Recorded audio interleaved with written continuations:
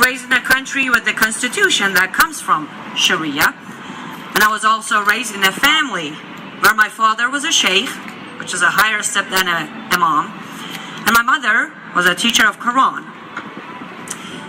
I'm not going to give you too much details about what I went through. I just give you a quick, short version.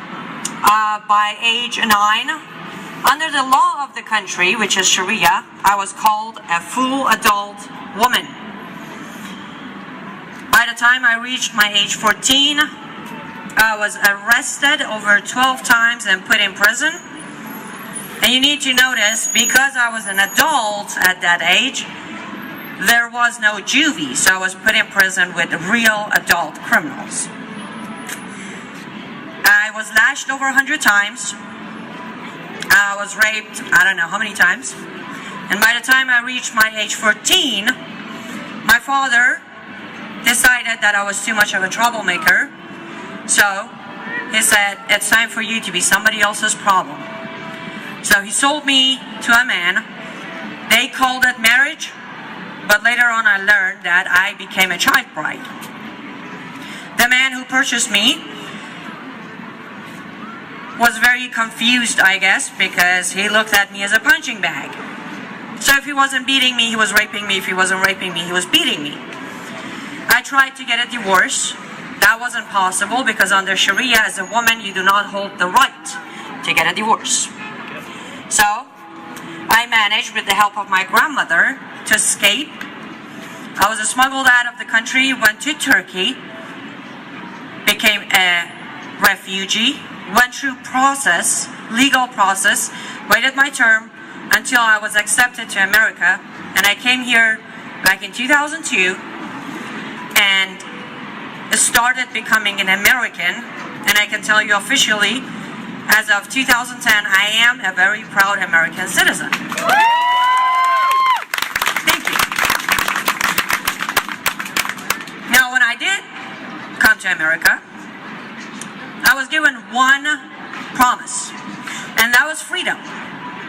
The reason I came to America was because of the freedom I could have. Now, I'm sure you notice, nowadays we don't really have much freedom. But after studying the culture of America, laws, regulations, and the Constitution, I came to realize my freedom comes from the Constitution of the country, which I always said is the best Constitution ever. I'm no expert when it comes to our Constitution, don't get me wrong, but I've done enough research and study because I wanted to know my freedom. I studied the Constitution good enough to know what we have and what we don't have.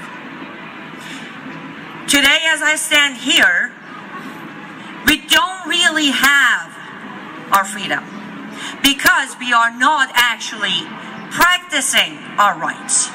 It's not that we don't have them. We still have the Constitution.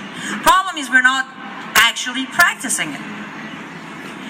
We have millions of women marching the streets of this country asking for women's rights. When you ask them, what is that right you're lacking, they can't give you an answer because they're not lacking any right as a woman. I did. There you go. As a woman, I was considered a half a man, half a person. My testimony wouldn't be considered a testimony unless it was two of me, if there was a man testifying against me. At age 9, I was a woman. Right there. Children's rights don't even exist. Now, we could say, well, that's another country with different constitution, different law. You know, their problem. It's bad. We feel bad for them, but for their problem. And lucky you, you survived, you came here, you have your freedom. But here's the problem. People I ran from followed me here. They are right here.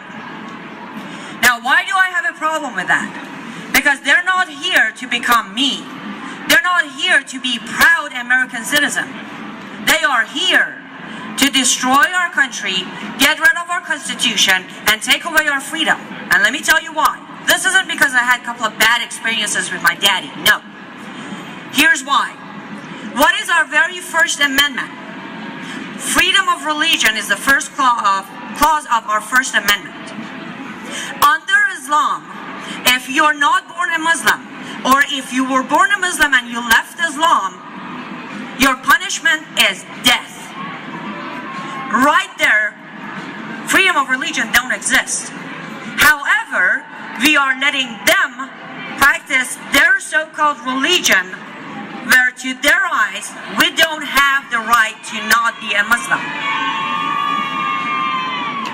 What's the second clause of our First Amendment?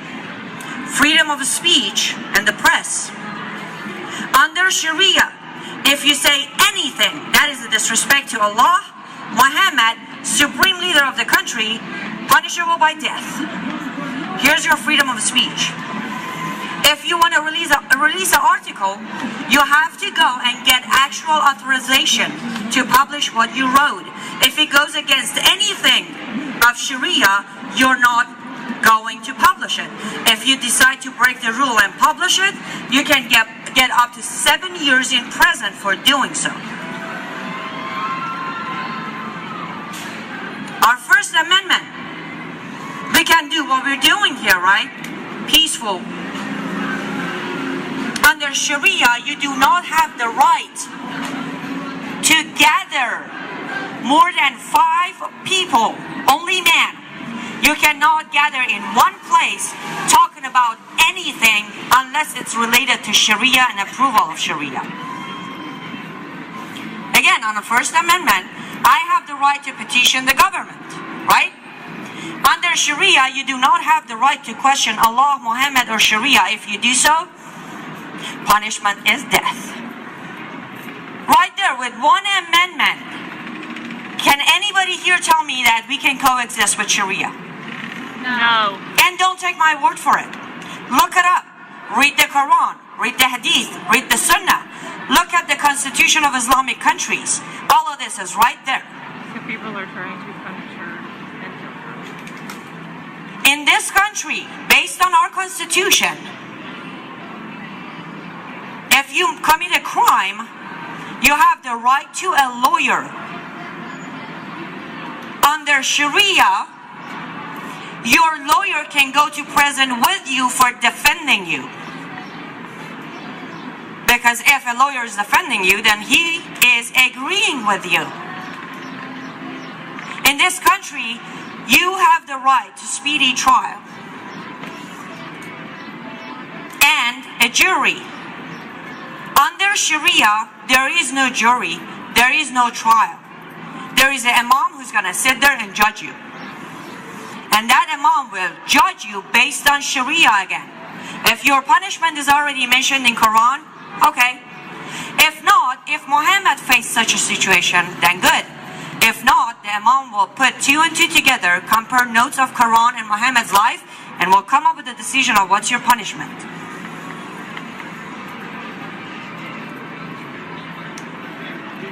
Now, you don't see the real Sharia today because they're not big on numbers yet. If you read the Quran, if you read the Hadith, if you read the Sunnah, it will tell you that Sharia is always superior to the law of the land and any law made by the man, right? So at some point, if we don't fight for our freedom, which means stand for our Constitution and practice our rights, we are going to lose it. I understand how easy it is for everyone to say, not gonna happen, not on my watch. Let me tell you something. Iran used to be known as Persia. Look up Persia. Has 2,700 years of history. You really think if it happened there, it's not gonna happen here? We are literally a baby compared to Iran. The reason it did happen to Iran is because every Iranian stood by and said, not gonna happen, not gonna happen, not gonna happen until it happened. And there was no way to go back. Now in Iran, when it happened, it was literally the Islamic movement versus people of Iran. Don't forget, here in America is the Islamic movement added to the left against true Americans. So there are two enemies working together to take us down. So far, for example, Second Amendment.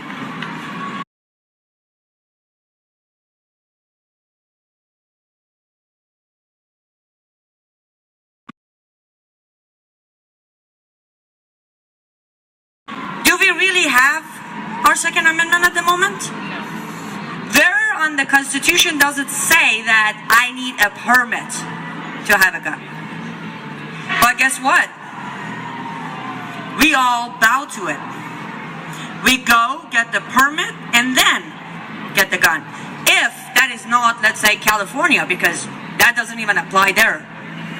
So, yes, the right is sitting there, but as I said, we're not practicing it. And on top of that, we are letting the enemy, who are here to turn this country Islamic, use it against us. They are hiding behind First Amendment. And a lot of us walk around and say, hey, it's their right to practice any religion they want. And I agree with you. But then we have the problem of Sharia. Sharia isn't a religion. Islam is the religion. Sharia is the law of Islam. Translation is Islamic law. So, as soon as we let them practice Sharia, right away, we are forgetting that in this country, based on Constitution, but they are practicing a foreign law.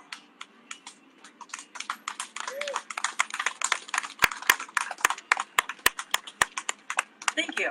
So, here's where the problem begins. I come from it. I suffered under it. I survived it. And I came to this country actually very happy and hopeful. I'm like, yes, I'm going to go make a life for myself and enjoy life. Well, that didn't happen because at some point I realized, oh,